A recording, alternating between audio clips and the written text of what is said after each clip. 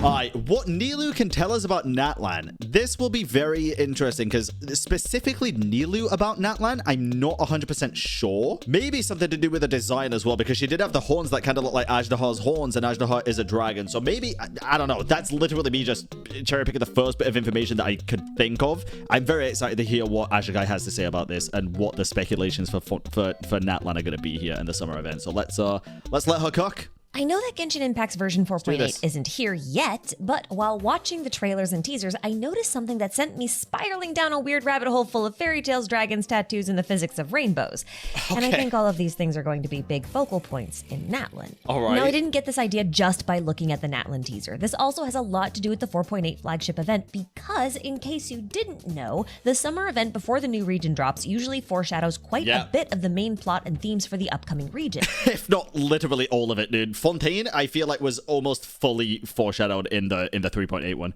It's not always obvious at first, but in retrospect, it is unmistakable. So I remember during the 3.8 summer event, I was saying,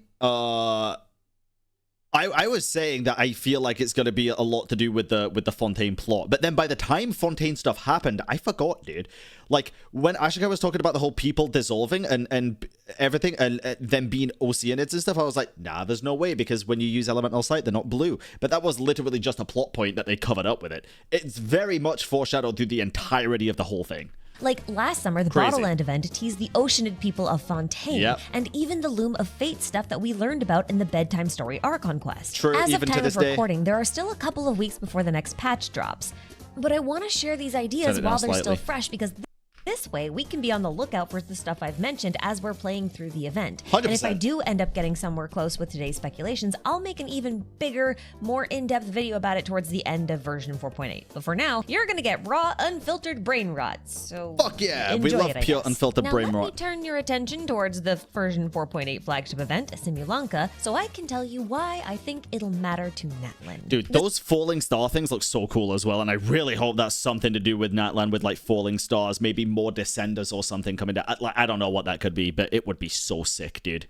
Setup here is pretty straightforward. Constellations falling, real consequences. We've got a series of islands, kind of like the previous two Golden Apple Archipelago events, but this time it's fairy tale themed. Yes. And what's more, it's literally a book of fairy tales. Like, everything in it is... yeah, what if it is literally... Okay, listen, there's going to be a lot of pausing in this. I apologize, but I want to be able to give my thoughts as well. What if it literally is the falling stars here? What if the fake sky just comes crashing down? What if the fake sky's finally unveiled to us, and that's what this is a foreshadowing of? Holy fuck, that'd be so cool, kind of like dude. the previous two Golden Apple Archipelago events, but this time it's fairy tale themed. And what's more, it's literally a book of fairy tales. Like, everything in it is origami, including all of the animals. Some of these animals are losing their color, so priority number one is helping them get their color back. Nilou is one of the characters who will help out with this, gaining a new outfit, which allows her to assume a new role in this fairy tale play. Yeah, a little story. Kind of like how Kaya became a dagger thief with his new skin last summer. Became a witch. But she does a rather interesting thing in the trailer. She restores color to a colorless area. Now, I don't know if you guys remember this, but in Sumeru, where she is from, withering zones were generally stripped of color, and it was especially noticeable in the desert since the areas were completely grayscale. That's true. But once you activated the towers nearby, the color returned to the withering zones. Now then, during the Dirge of the desert, since the areas were completely grayscale. But once you activated the towers nearby, the color returned to the withering zones. Now then... Listen, I might be high as balls here, but I didn't see shit.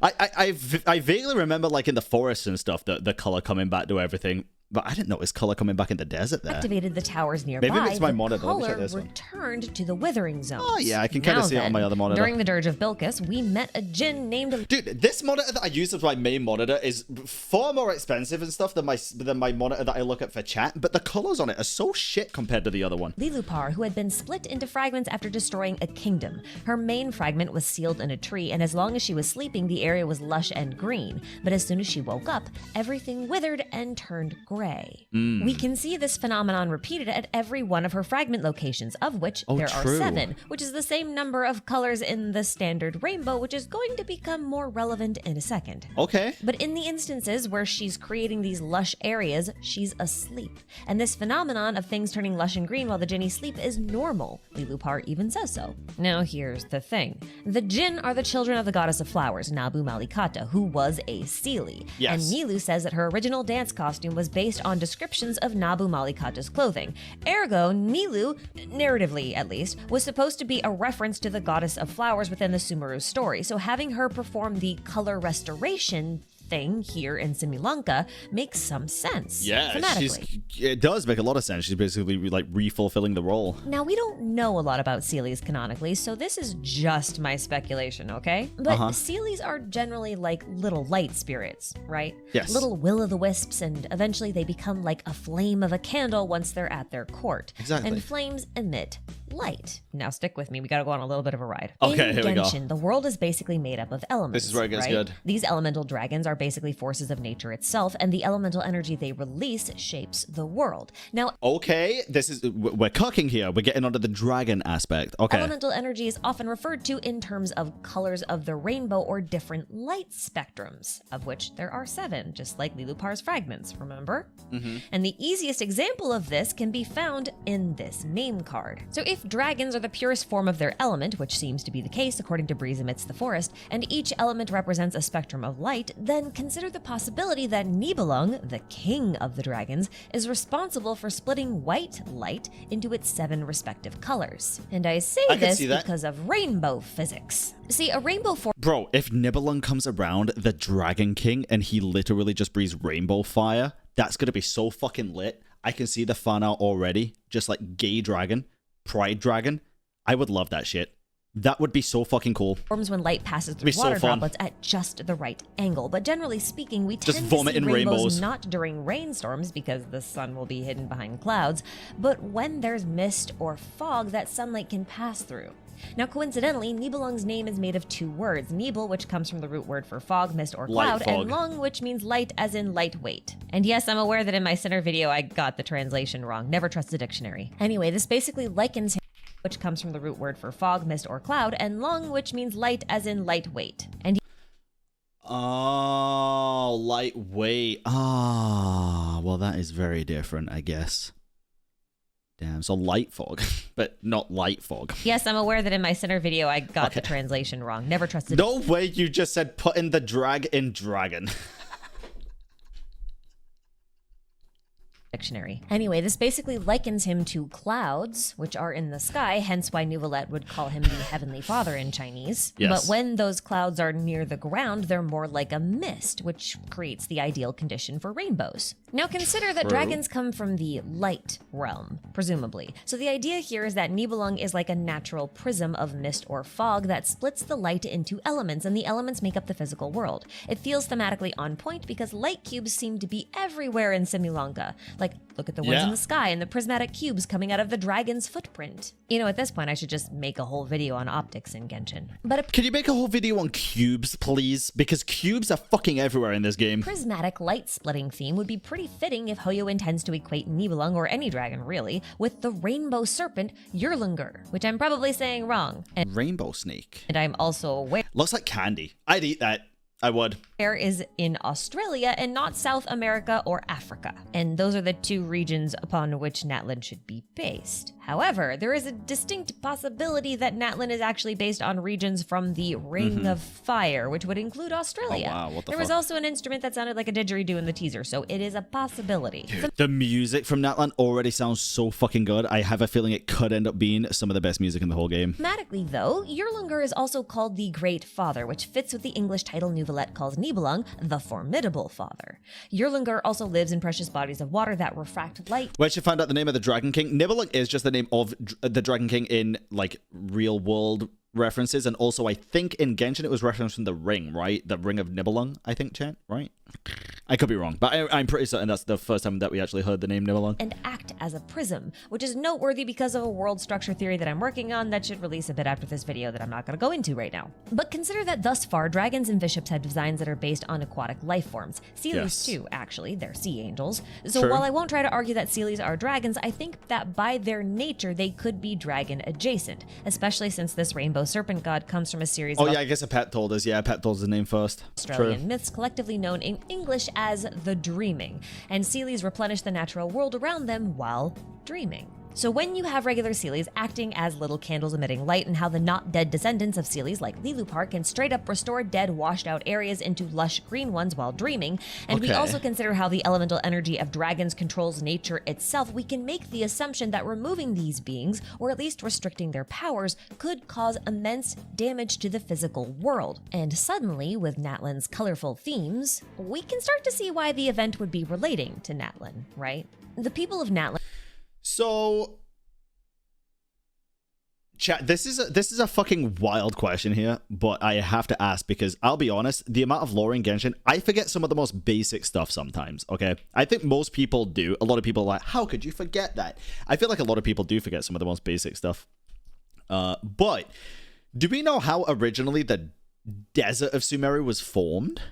I'm trying to think back, like, if we had like a full confirmation as to how the desert specifically was formed. The nail. Was it confirmed that it was the nail, though? Was it confirmed? Like, lore-wise? Yes? Okay. That's fair. Yeah, that's immense damage to the physical world. And suddenly, with Natlan's colorful themes, we can start to see why the event would be relating to Natlan, right? The people of Natlan have a very close relationship with their Saurian companions. The only reason I was asking is because I was thinking if that was the case, then like dragons slumbering can bring color to a place, and then if it's woken up, it removes the color and stuff. I was thinking maybe when a pep woke up, it removed all the like colorful foresty landscape and turned it into the desert. But if it was the nail, that makes more sense as well. To Natlan, right? The people of Natlan have a very close relationship with their Saurian companions, to the point where they may be borrowing their powers directly, something indicated by their unique auras. These are the colors that Natlanians could risk losing in the upcoming Archon quest. Coincidentally, the flower from the Unfinished Reverie artifact set, which is all about Natlan's history, has its first line of text directly referencing losing their color. Now, I know this is flavor text for it was the age when the banners of the tribes have been coated in dust, gradually losing their color. The tribe banners, and also a symbol of war, but I just thought it was so coincidental that it might not be a coincidence, but instead an intentional choice. Yeah. Okay, but back on track. So this aura of the Natlanians, which may or may not be the result of a Saurian partnership, also seems to activate a special glowing marking on their bodies that are not otherwise visible. Now, if I remember correctly, outside of the 3 teased Natlan characters, glowing markings only appear on 5 characters in the game. Xiao, Zhongli, Venti, and then 2 more we're gonna get to in a second. These first 3 characters are all elemental beings, not super pure ones like dragons, but elemental beings nonetheless, and their tattoos also light up when in use. I was never really sure how much of these markings were just there because they look cool, or whether there was a reason for them to be there and for them to glow. Mostly because a lot of the Adepti and non-humans like the Kitsune, Tignarians, Andreas, and so on also have markings similar to the aforementioned tattoos, but without the light-up effects. But it's very curious to me that 2 of the glowing tat-havers are Archons while the other is an Adeptus of unknown origin. Also worth noting that both A and Rukkhadevata also have markings, but neither of them have markings that glow. In fairness though, we haven't really seen enough of Rukkhadevata to make any assumptions about her markings, but I think that A's markings don't glow because she's technically inside of a sword that definitely glows, that is then kept inside of a puppet's body, and she's not directly possessing the puppet body itself, which matters. I honestly thought the tattoo on Raiden's back did glow when she did her ult, but is it covered by her hair? Am I fucking high as balls, dude? Inside of a puppet's body, and she's not directly possessing the puppet body itself, which matters because the 4th character with glowing tattoos is Wanderer, who should be the same type of puppet as Raiden, so the 2 should function in a similar manner.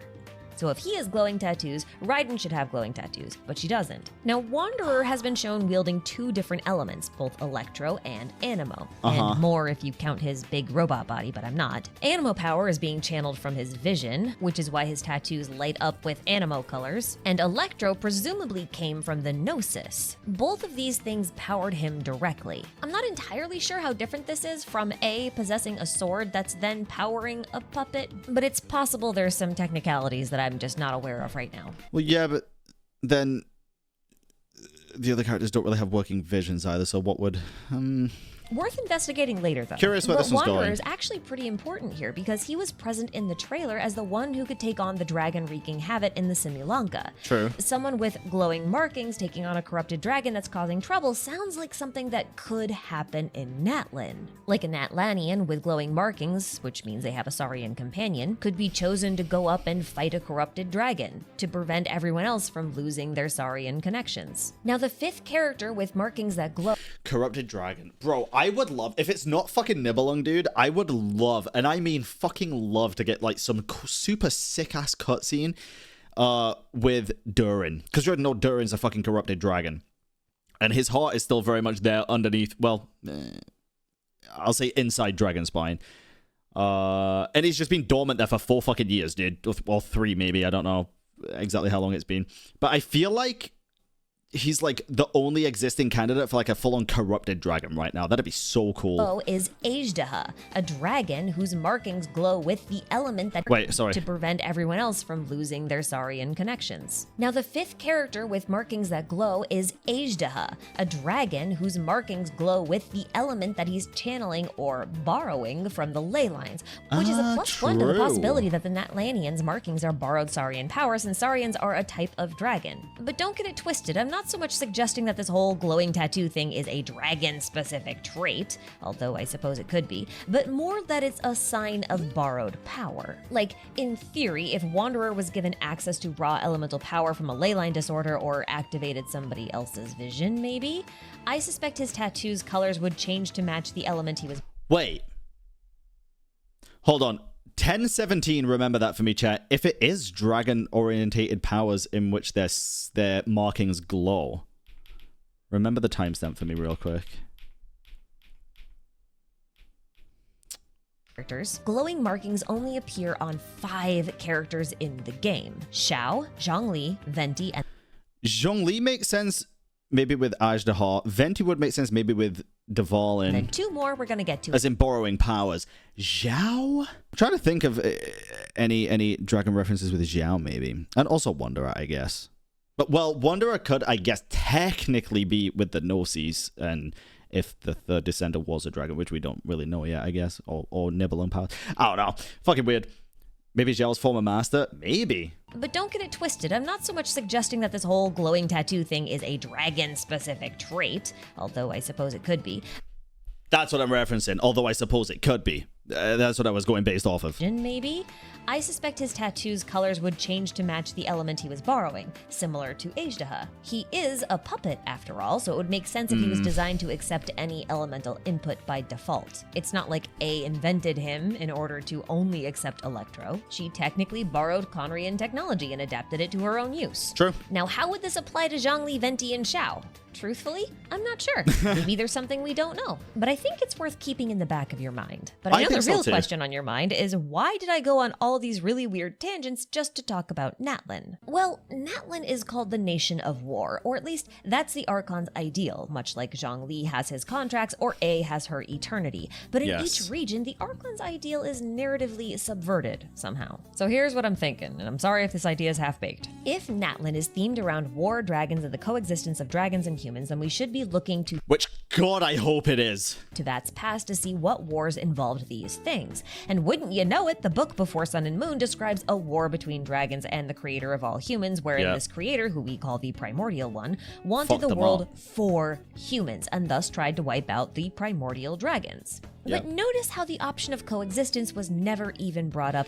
You know what? Fuck it. Let's just run it back, dude. Let the dragons take over this time. Fuck it. I'd be down with that. Let the dragons say, you know what? Fuck it. Fuck these humans. We want the world, and let them have it. It's their world now. Or considered or mentioned. Like no failed treaties or an attempted partnership or anything. Well, I think Natlan is a nation where we get to see what a world made for both humans and dragons could look like if they had been willing to share and compromise. God, that'd be so cool. If Natlan is preparing for war, or if they have ceremonial wars between tribes, then it could be that they are preparing themselves to fight for a future where coexistence is not only possible, but preferable. A war not to conquer, but to protect. I'd love that. And the reason I think this is likely comes back to the whole stripping of color thing. Because if you have a nation that lives in harmony with dragons that are represented by colors of light, and then you keep making references to colors being stripped away, then it seems like the main threat in Natlan will be the tribes losing their saurians, or losing access to their powers, or that there's a growing divide between the ideals of humans and dragons that threatens not only their relationship. That is also something I would love. A growing divide between the Natlanians and the dragons of Natlan, and them going to war with each other, and the dragons winning. But that would be fucking sick. But the stability of the world itself. That's basically my prediction for Natlan. We'll see how everything holds up after we go through the 4.8 event. But speaking of, you might... Who would Nuvalet fight for? Food for thought. Notice that there's witches and... Probably just the Melazines. He'd be like, who do you want to fight for? Siegrin would be like, I really like the humans. And they're like, okay, well, fuck it, I guess. After we go through the 4.8 event. But speaking of, you might have noticed that there's witches and Hexencircle stuff everywhere in the 4.8 event. Yeah. And the reason for this is probably because it's a storybook. According to the lore of the And probably because we just had a new Hexencircle member introduced to us slightly. Imaginarium Theater, the Hexencircle witches liked to make the fairy tales of Anders' daughter come to life. So things relating to storybooks and that kind of thing are almost always witch-coded in this game. Now, in the past, I've pitched the idea that Mondstadt is supposed to be a fairy tale city wherein each character represents an important figure or event from Teyvat's history. And that is one of the reasons why it's not only the Traveler's home base for gameplay reasons, but also one of the reasons that the Hexencircle settled there eventually. A fairy tale city for fairy tale witches. But allegorically speaking, if we want to see Mondstadt's representative for Natlan, we need look no further than Bennett, who has some interesting overlaps with Janssen from the Travail trailer. Interesting Okay, before we get into this, I want to see if I can spot them. Maybe the slight marking on the shoulder compared to this little geo-looking marking. The eyes look kind of similar. The hair looks pretty similar. That's about it that I can see. No further than Bennett, who has some interesting overlaps with Janssen from the Travail trailer. But that also... Does Janssen have a thing on their nose as well, like this? I think they might. It feels like an intro to a bigger theory that definitely needs way more time to cook. So we'll let the witches get their own video, okay? I do think it's plausible that we finally get to meet them in person in Natlan, though. Because also, crazy how this image of the Hexencircle shit was just incomplete, by the way. There is 9. It is possible to directly connect the witches with the dragons. Right? I'm not high. I didn't dream about that shit, right? There is 9 circles on the Hexencircle image. And I'm not... The butterfly is also on there, I'm pretty sure. Right? Them in person in Natlan, though. Because it is possible to directly connect the witches with the dragons. Yes, and I'm not just talking about how Rhine-Daughter has made several dragons. But again, that's a theory for another time. Anyway, that's all I have for right now. Hopefully that all made sense, and I'm sorry if it didn't. I know there's still a lot that I didn't cover. All these little Easter eggs and tiny observations in the trailer, like how Wanderer is presented in the trailer looking at a toy soldier, like the one from his teaser. Yeah. Well, why don't you guys take the wheel on this one and let me know your favorite detail from the 4.8 and 5.0 preview in the comment section. So far, I am super hyped for Natlan, despite the severe lack of melanin present thus far. But besides that, everything seems pretty hype. But good lord, Speaking of that, I really do hope we get some more diverse character designs in that sense and a bit more representation. I know, obviously, a lot of people take it a little too far, in my opinion, with death threats and shit like that to certain people, which is never okay. But it would be very, very nice. It would be very, very nice for people to get a bit of representation. But then I also see people saying, like, I saw someone yesterday, I think it was under the hot takes and stuff, they were, like, very disappointed about the lack of like, skin tone representation in Natlan. But then they also mentioned Sumeru, and they were like, we can brush Sumeru under the rug, but not Natlan. And it's like, well, why? Why could you brush one under the rug, but then not the other? That doesn't really add up. Like, if you're gonna want more representation, you kind of gonna want it in general, right? Not just for you. That's kind of the whole point, I feel like. I don't know. That was just me. They I are don't know. referencing a lot of different cultures. My lore prep reading list is so long. But that's a me problem. Anywho, big thank you to all my channel members for supporting these little bouts of madness of... I also don't care about skin color. I befriend and like people for personality, not the color. Oh, that's not what I'm saying at all. No, that's not what I'm saying. I'm saying just for representation and for people to see characters that like have a similar skin tone to them and stuff. I think that's a very nice thing in pretty much any game. But either way, I'm still going to really enjoy the story and stuff. It's not going to take away from the story for me or anything like that. I just think it'd be a nice to have. Mine, and another thanks to you, yes, you, for watching. Take care of yourselves out there, and I'll see you next time. That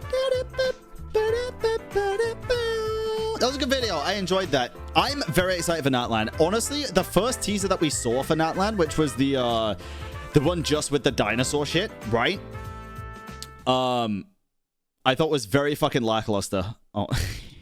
I thought it was very, very lackluster, and it did not fill me with a lot of hype, expectations, or happiness for the nation at all, because it wasn't what I was expecting. The second one, the second trailer and stuff, phenomenal, dude. Absolutely fucking fantastic. Also, can I just say as well, skin tone isn't the only way to represent a whole culture of people and stuff. I want to make that abundantly clear, chat. I think one of the best things Genshin have done to represent cultures and different cultures in different places is the music, dude. I don't think they've missed once with representing different cultures based on the music. I genuinely believe they have some of the best music for representing different regions and different areas of the real world, more than almost any other video game that exists.